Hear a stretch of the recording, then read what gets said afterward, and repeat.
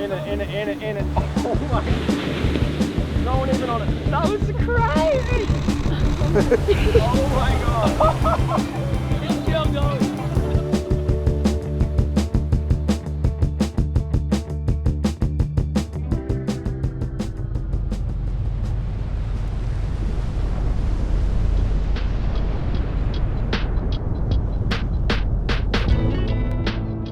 As usual, very last minute, wasn't told much at all. We had very little intel on the ground and Matt didn't know a lot. Any of these trips that we're doing these days, when you're trying to get a wave that's not really being surfed, there's a reason for that. After I did my research and kind of pinpointed this as a spot that I wanted to check out, I got in touch with a local guy that I had met a while back, and he had somebody go out and shoot a little video for me just of a single wave, and just to kind of give me an idea if this was like what we were looking for or not. And it was enough to make me excited. Like the bank is shallow enough and the water's deep enough offshore and it was hollow. That was enough for me to think, okay, there's potential here. My first impression of Matt was just, he knows a lot about waves and surfing. I was a little worried though, because he's the one that like finds all these waves on these trips, and he said he'd never gone here before. That was also a moment where I was like, wait, then why are we here if you've never been here? Just like everywhere that I go, this is an area that doesn't get a lot of swell, and I think that's probably why it hasn't been surfed. It's not easy like scoring waves with no one out. Like if it was, then everyone would do it, you know? To forecast this spot, there's a lot of uncertainty. You know, I had to look at like what would cause a swell to get in here, and you know, how big would that swell be and what would the storm have to be. So then once we see that storm and the potential swell, then it's, can we get there in time?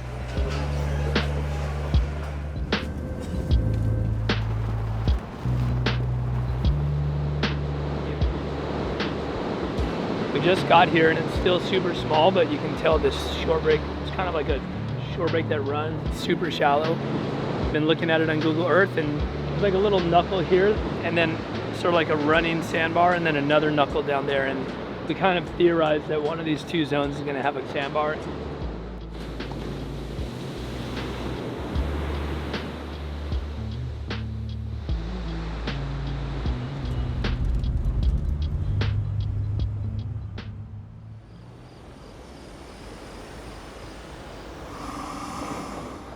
Well, the swells started to fill in. Like you can tell that there's a longer period line to it, and so it's just a little bit more organized and coming down the sandbar a bit more, but it's still quite small.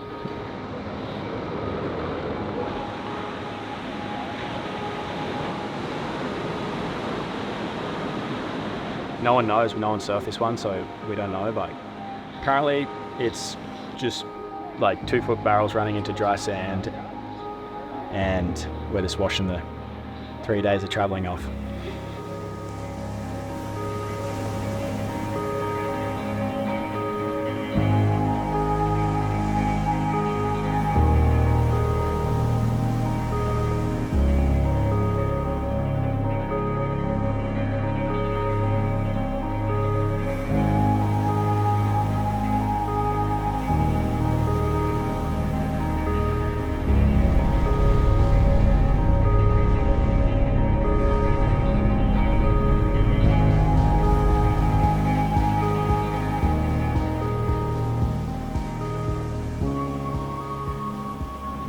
Want some sand for breakfast? It's just a like crazy ass shorebreak. I don't know, it's gnarly. Like it kind of almost is scarier than surfing like a big gnarly wave, because you're just pulling in on like nothing, and there's like pebble stones underneath, and you're just getting flexed, and there's like almost no way of making it at the moment.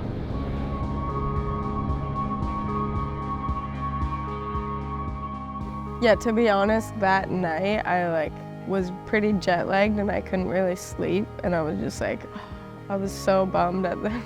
It's like, why didn't they tell me more information about this trip? And I was like, I'm gonna ask him if I can get a flight home.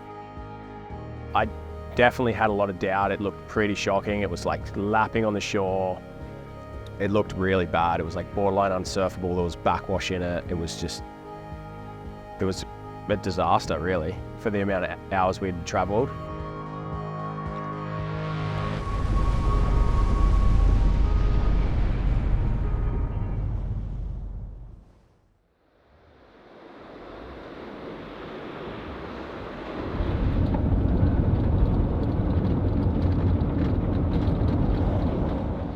Seems like a lot of the beach has been eaten away overnight, which is what we were hoping for.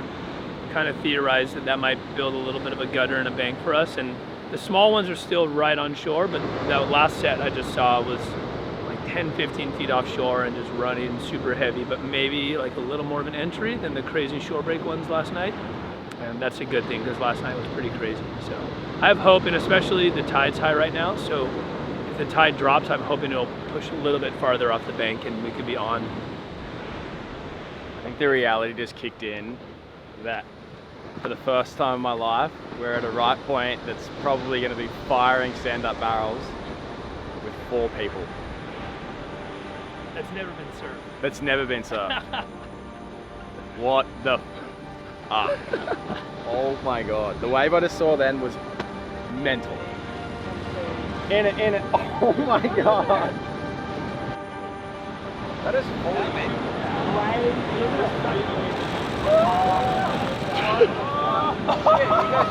It's still going.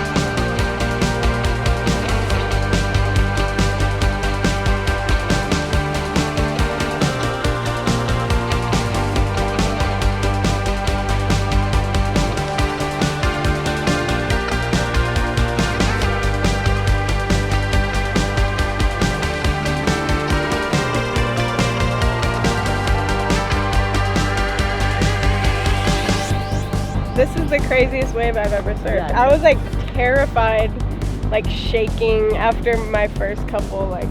I keep going like the biggest, craziest ones and just getting smoked. So I want to get like one of those sets and just try and make it, but they're almost like unmakeable. It's kind of like those medium ones are perfect. I think just consistently every set is doing the same thing, just dumping liters of water.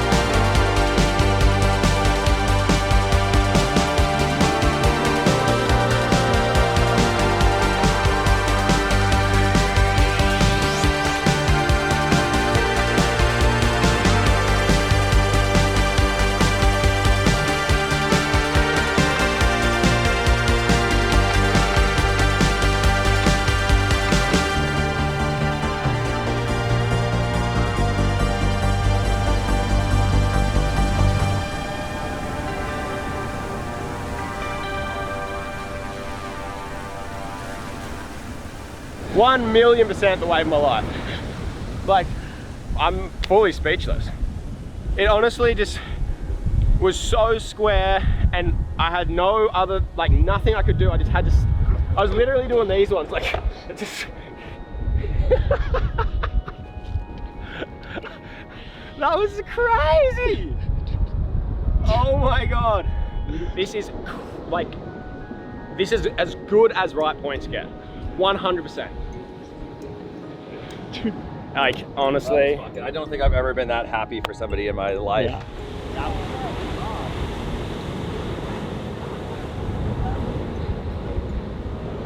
Hopefully they count. Oh, fuck. Because if the break board rate is continuing. Well, we're not surviving. Then- Like for 3 more days, all the boards will be gone at this rate.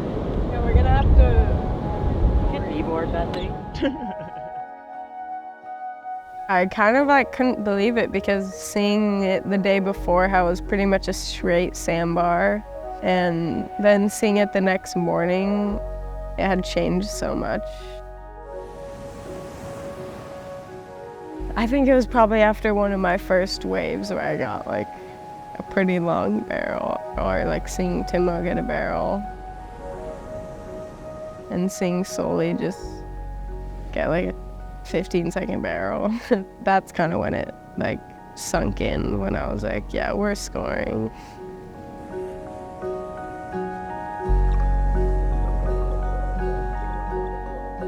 I've got experience with sandbars like this, and what I find is the first time they break during the year, they're almost always shore breaks, and they need a big swell to pull the sand off the beach and to create like a bit of a gutter in a sandbar. And in case of a place like this, where it could be years between swells, you know, you've got just so much sand buildup.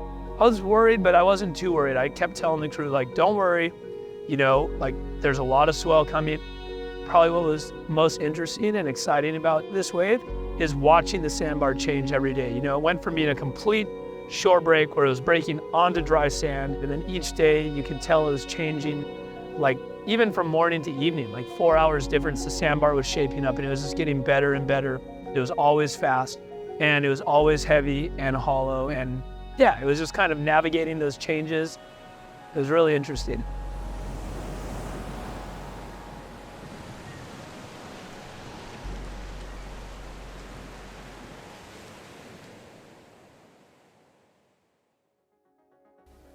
So we were on the travel. It was probably our second or third flight, I don't know which one, but we were waiting for our bags to come out, and everyone's bags came out but Timo's, and so Timo didn't have any surfboards. Then he ended up like breaking 2 of my boards in the first day. Like not only getting more barrel than me on my boards, but then just breaking them. I couldn't just let Timo not surf out there. It was pumping waves, so. I just solar as my fin into my other board because the fin box broke yesterday. It's my last board. Timo's on my 5.5. Already lost 2 of our boards. Sorry, Caity. Yeah, we ended up being pretty worried about our board count for the trip because we had all not brought that many boards. New swell filling in tomorrow. We're hoping that it's going to be pumping. We broke 5 or 6 boards yesterday in like 3 hours, so it's kind of stressful. I'm down to 2 plus a buckled one, so we got like the gnarliest resin I've ever seen. So hopefully the rest survive and we get barrels for the next 3 days. Timo's Fords just arrived, which was a huge stoke for him and for everyone, because I mean 6 more boards.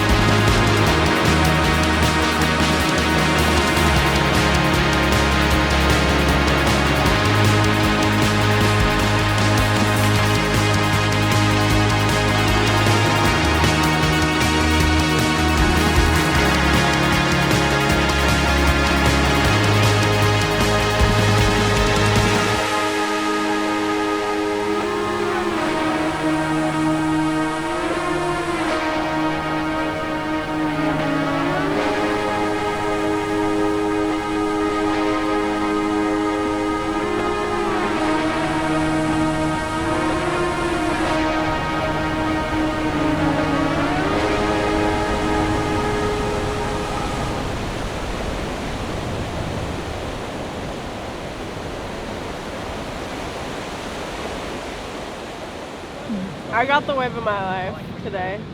Oh It my ain't God. no WSL right out, Oh my but God. I'm counting it. I don't even care. I mean, I don't. Did I make it out? I was like out, and I don't know. Yeah, I don't know. It was the wave of my life though. No, you I was freaking out.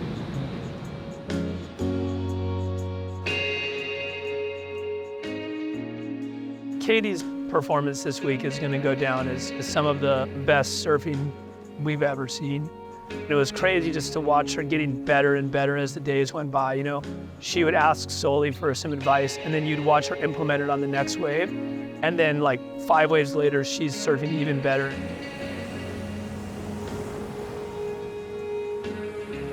I think like some of the best barrel riding I've ever seen by like someone so young, and like man or woman, like it was insane. Like watching her technique, like her and Soli, like mind blowing. Cause like we were surfing the same waves and like so hard to like do what they're doing.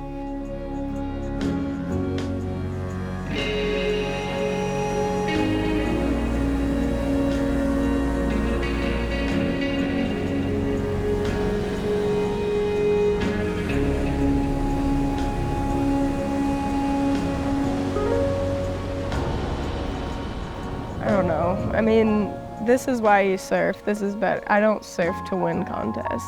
I surf to get barreled and get perfect waves with my brother or with your friends. So I think this definitely tops winning a contest.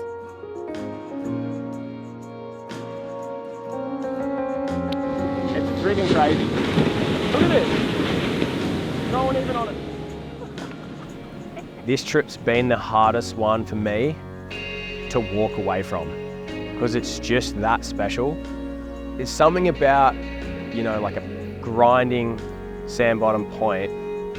It mesmerizes you, you know, like as a surfer, as a kid, or probably anyone like that has anything to do with the oceans, drawing those like corduroy lines of just like consecutive waves. To then like experience that with just a few of us, I couldn't leave. Like none of us could. We made the most of every second.